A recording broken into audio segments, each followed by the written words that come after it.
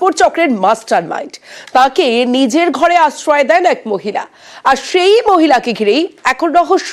এই মহিলাও কি পাসপোর্ট চক্রে জড়িত? খতিয়ে দেখছেন তদন্তকারীরা।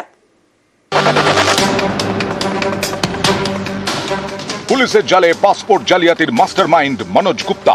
উত্তর 24 পরগনার গাইঘাটায় গা ঢাকা দিয়েছিল বেহালার বাসিন্দা মনোজ। শনিবার রাতে তাকে গ্রেফতার করে পুলিশ জানতে পেরেছে গাইঘাটার এক মহিলা তাকে আশ্রয় দেয়।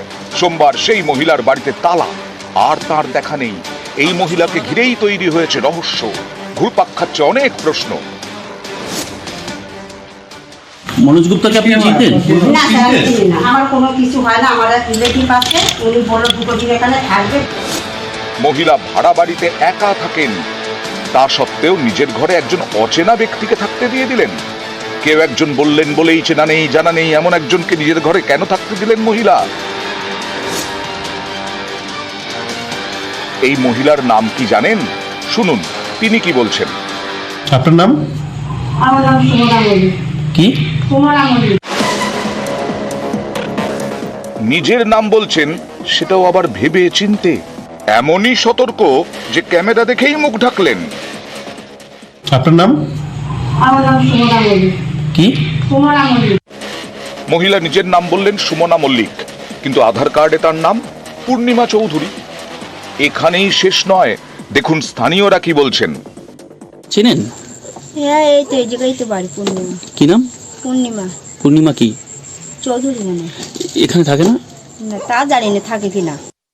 বিয়ের পর কি টাইটেল আমি ঠিক জানি না, কিন্তু উনি এই পাড়াতেই থাকতেন। ওনার নাম পূর্ণিমা সাধুকা, ওনার বাপের বাড়ির টাইটেল এটা। আধার কার্ড বলছে তার নাম পূর্ণিমা চৌধুরী, স্থানীয়রাও তাই বলছেন। তাহলে মহিলা কেন নিজের নাম বললেন সুমনা মল্লিক? তিনি কি নিজের আসল পরিচয় লুকোতে চাইছেন? কিন্তু পরিচয় লুকোবেন কেন? মহিলা কি তাহলে কোনো অপরাধ চক্রের সঙ্গে জড়িত? পাসপোর্ট চক্রে কি জড়িত? এই নিয়েই তৈরি হয়েছে রহস্য। স্থানীয়দের দাবি, এই মহিলা গাইঘাটার ছেকাটির বাসিন্দা। অগস্ট থেকে গাইঘাটার ঢাকুরিয়ায় ভাড়া বাড়িতে থাকছিলেন। অগস্টেই বাংলাদেশে পালাবদল। তখন থেকেই বাংলাদেশ থেকে ভারতে অনুপ্রবেশ বাড়ে, পাসপোর্ট জালিয়াতির রমরমা শুরু হয়। এই মহিলাও কি তাহলে মনোজ গুপ্তার মতোই পাসপোর্ট জালিয়াতিতে জড়িত? সেই জন্যই কি পাসপোর্ট জালিয়াতির অন্যতম মাথা মনোজকে নিজের ঘরে আশ্রয় দিয়েছিলেন? এসবেরই উত্তর খুঁজছেন তদন্তকারীরা। অনিরুদ্ধ কীর্তনিয়া, নিউজ 18 বাংলা।